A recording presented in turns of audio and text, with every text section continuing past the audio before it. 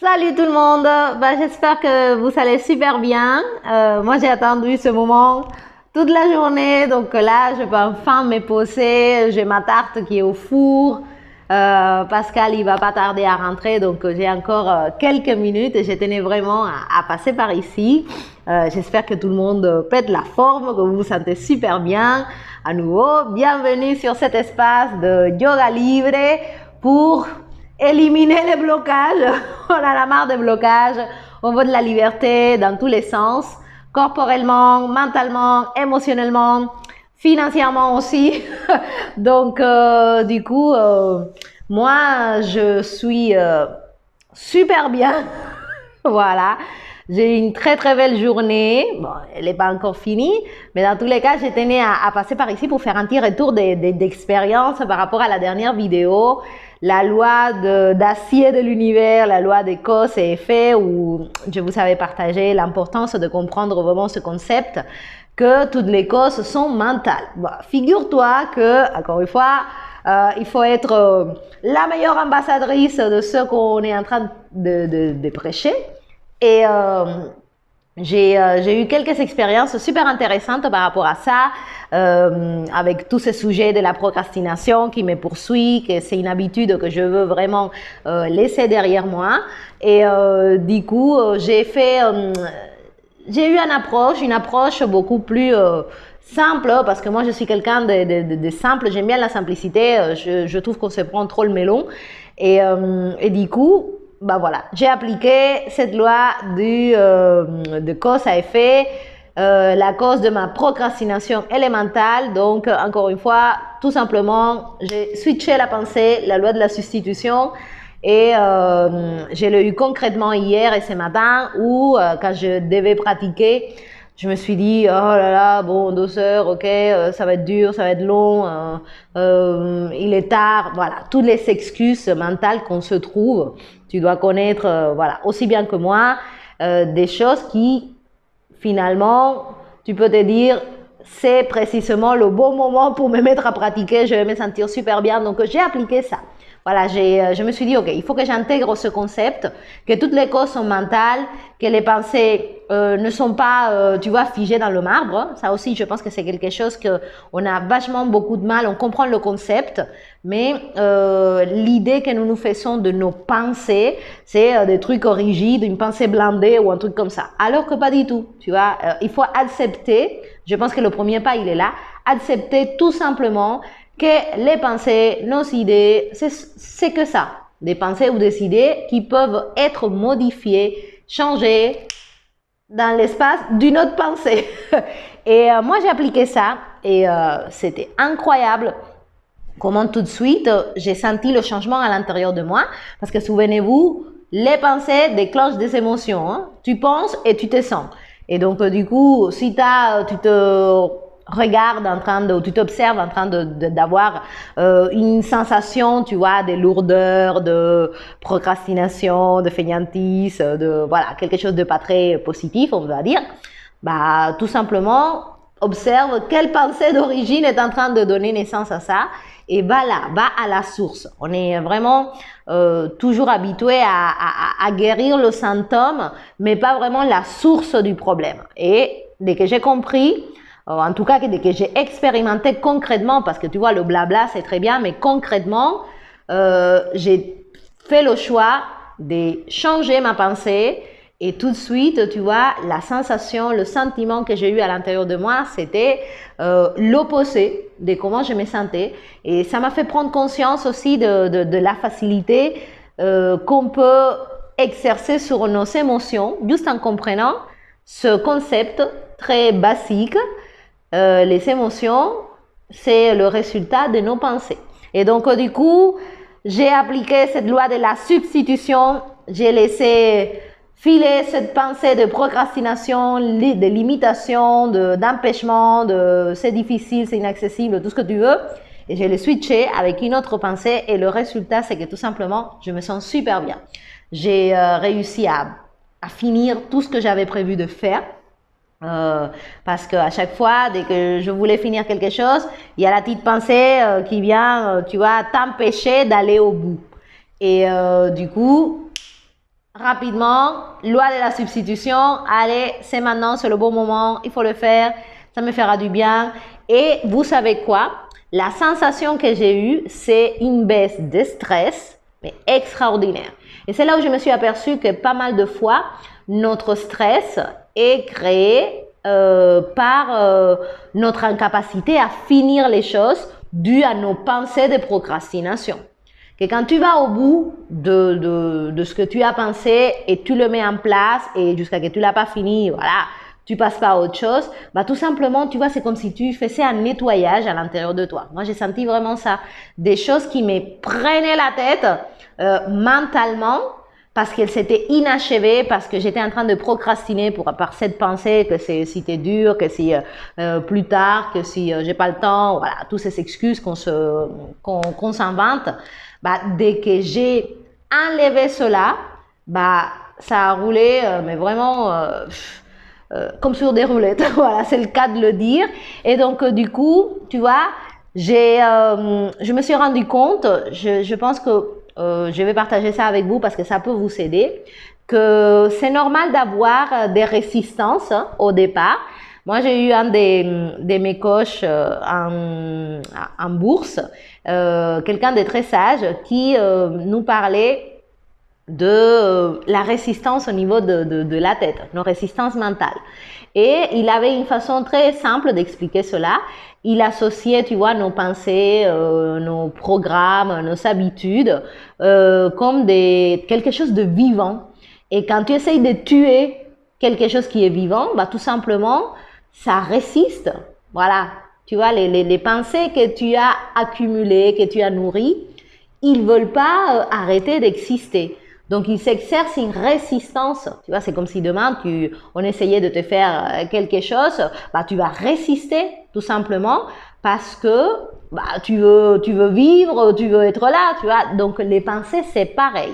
Et c'est vrai que ça m'a fait prendre conscience d'une façon beaucoup plus simple de pourquoi on rencontre continuellement des résistances mentales. Tu vois, tu veux entamer quelque chose et il y a une résistance. Et tu reviens en arrière, tu fais un pas en avant, un pas en arrière, un pas en avant, un pas en arrière. Et quand tu comprends que la nature normale de tes pensées, c'est d'exister, voilà, c'est des connexions neurologiques qui sont dans ta tête et qui veulent tout simplement continuer à vivre, à exister, à avoir le contrôle sur toi quelque part, bah tu vois, tu trouves même normal la résistance. Et donc moi j'ai accepté la résistance comme une partie normale du processus.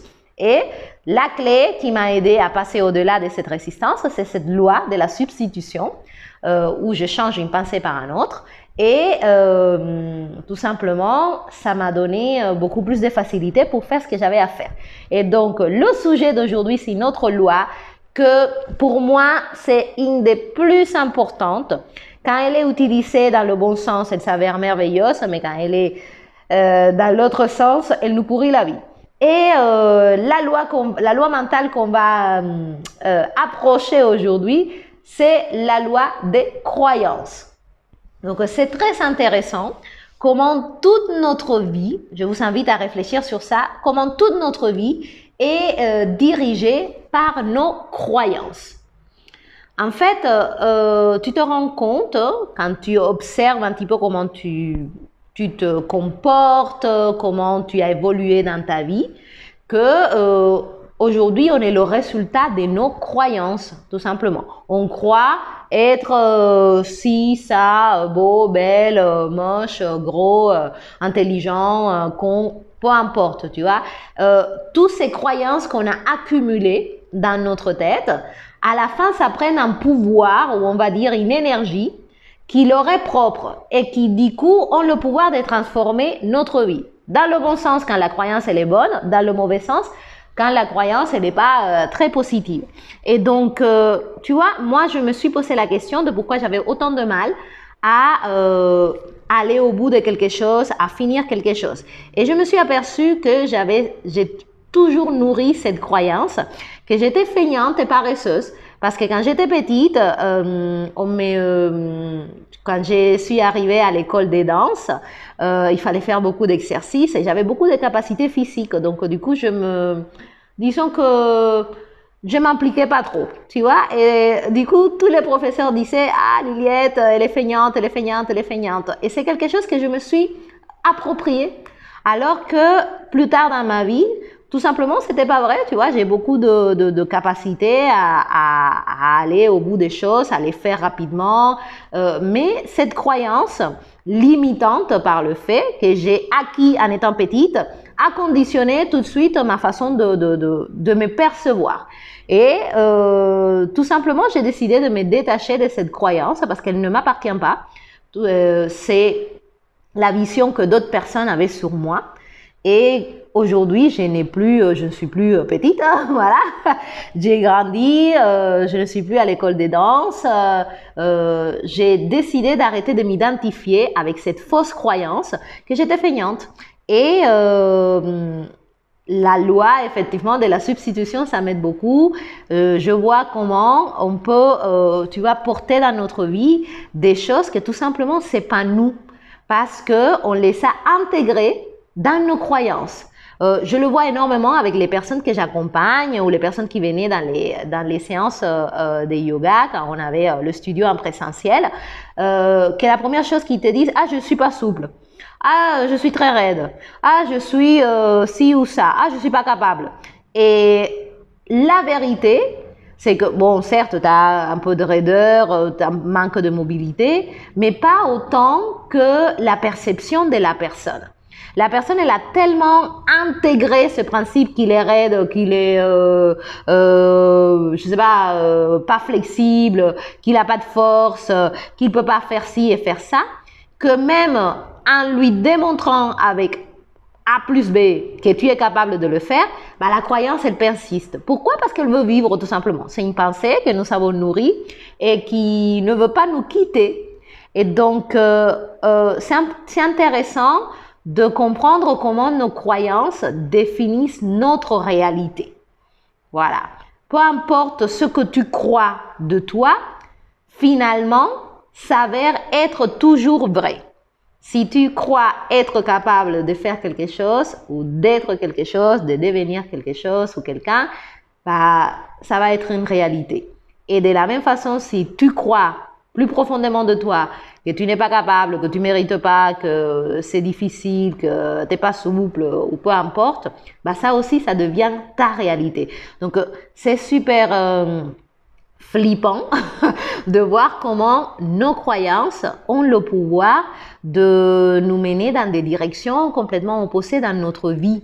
Et c'est important de les observer, de quelque part aller voir si cette croyance, elle t'appartient vraiment ou si c'est quelque chose que tu as appris des gens qui étaient proches de toi, style tes parents, ta famille proche, tes enseignants.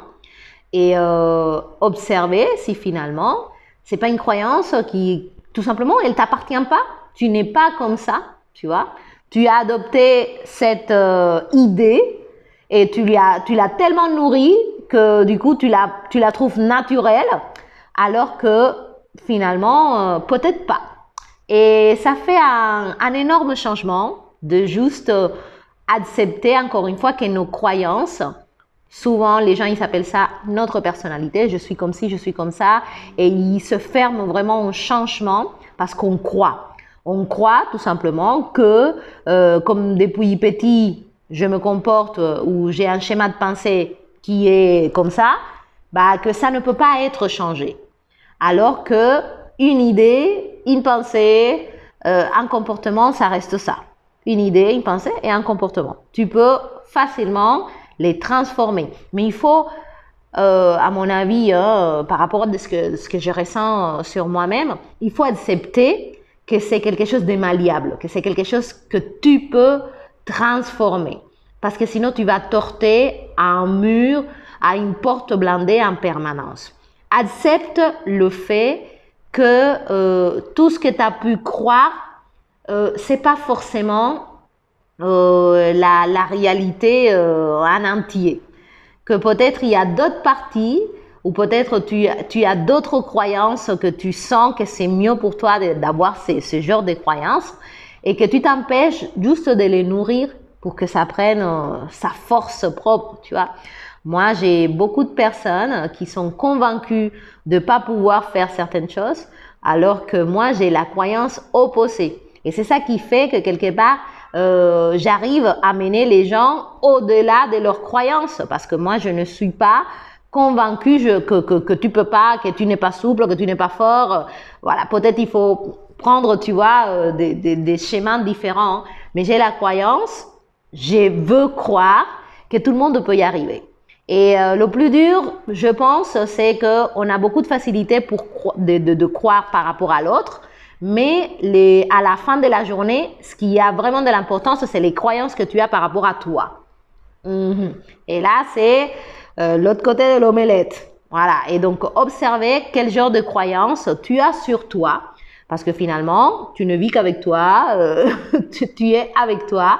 Et donc, les croyances les plus importantes dans ta vie, ce sont les tiennes, pas celles des autres.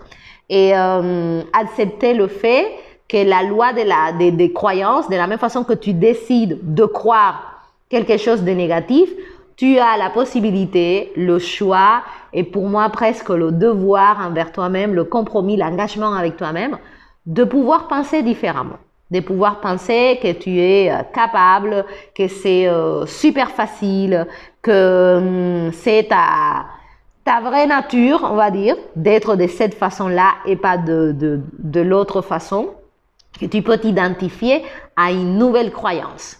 Parce que ça reste ça, ça reste des pensées et les pensées peuvent être changées.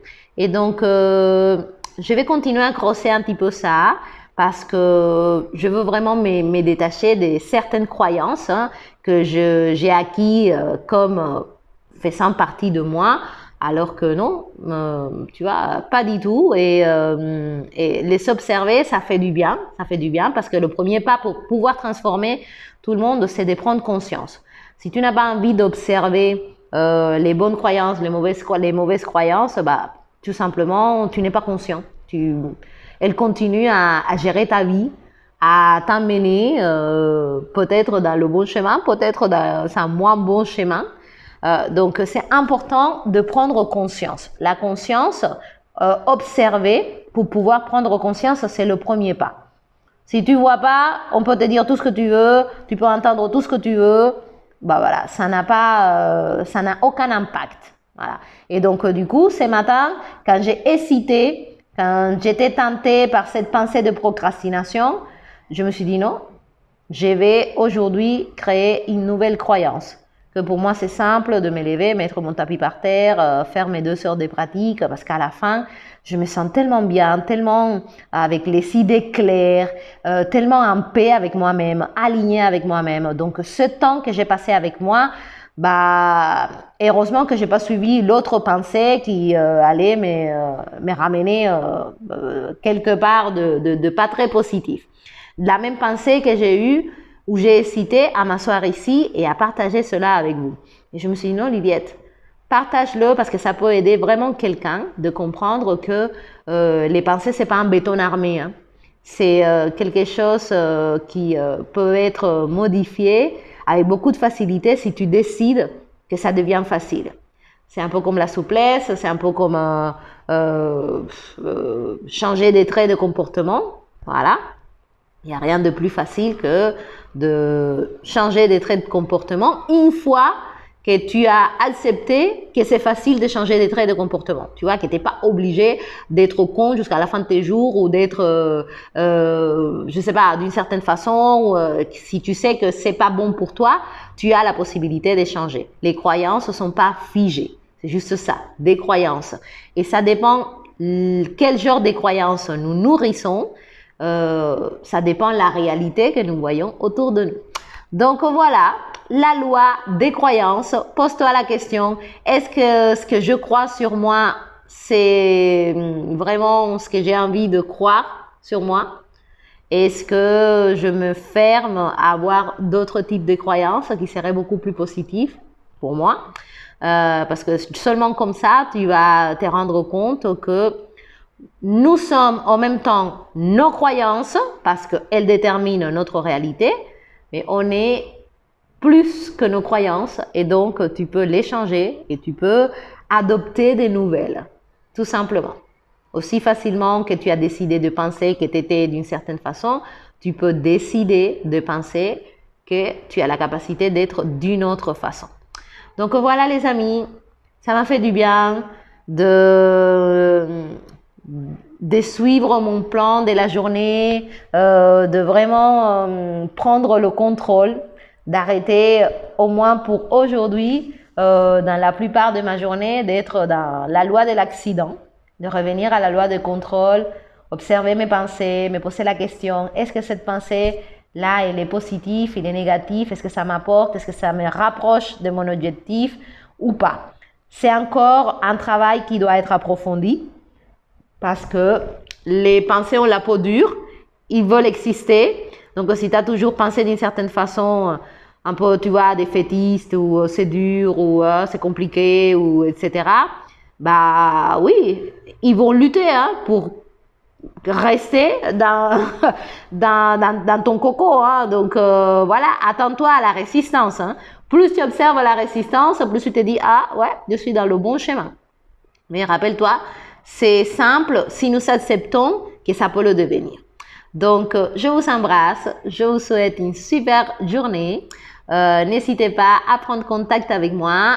Vous pouvez me contacter aussi par Instagram. C'est là où je partage un peu plus. Vous pouvez me voir un peu plus dans cette facette de yoga, de pratique de yoga. Donc, je vous mets là comment vous pouvez me trouver. N'hésitez pas à m'envoyer un message privé si vous souhaitez à nouveau arrêter de procrastiner. Faire un pas dans votre direction à vous, dans une direction qui va vous élever, qui va vous permettre de connecter avec ce que vous êtes réellement. Voilà. Et je pense que nous sommes plus que notre envie de nous limiter et de penser que c'est difficile et que c'est pas pour nous et que ça arrive qu'aux autres. Vraiment, j'ai envie de croire ça. Voilà les amis. Très belle journée, très belle soirée, à très bientôt, soyez heureux et abonnez-vous aussi si vous avez envie et n'hésitez pas à partager et surtout à appliquer de façon concrète parce qu'à nouveau l'information en elle-même, elle n'a pas de valeur. Ce qui a de la valeur, c'est s'il y a quelque chose qui a résonné en toi, voilà, de faire l'expérience, de t'asseoir et observer quel genre de pensée passe par ta tête. S'ils ne te conviennent pas, voilà, prendre ce pouvoir de l'échanger et observer tout simplement qu'est-ce que ça te procure. Si tu te sens mieux, bah voilà, tu peux constater fermement que je te raconte pas des salades. Voilà. Bon, je vais voir ma tarte. Je vous embrasse. À très bientôt sur Instagram ou par ici. J'ai aussi une page Facebook Yoga Libre. Donc, n'hésitez pas aussi à liker la page, voilà, à me suivre sur Instagram, par ici les vidéos. Merci beaucoup pour tous les vues. N'hésitez pas à commenter aussi. Et voilà, je suis en train de penser à quelque chose que depuis longtemps j'ai envie de faire et je ne veux pas laisser la pensée limitante me dire que ça va pas plaire ou que ne le fais pas parce que machin. Non. Donc, je reviens bientôt avec un nouveau projet que j'espère ça aidera quelqu'un. Voilà. D'ici là, portez-vous bien, souriez. Bye bye.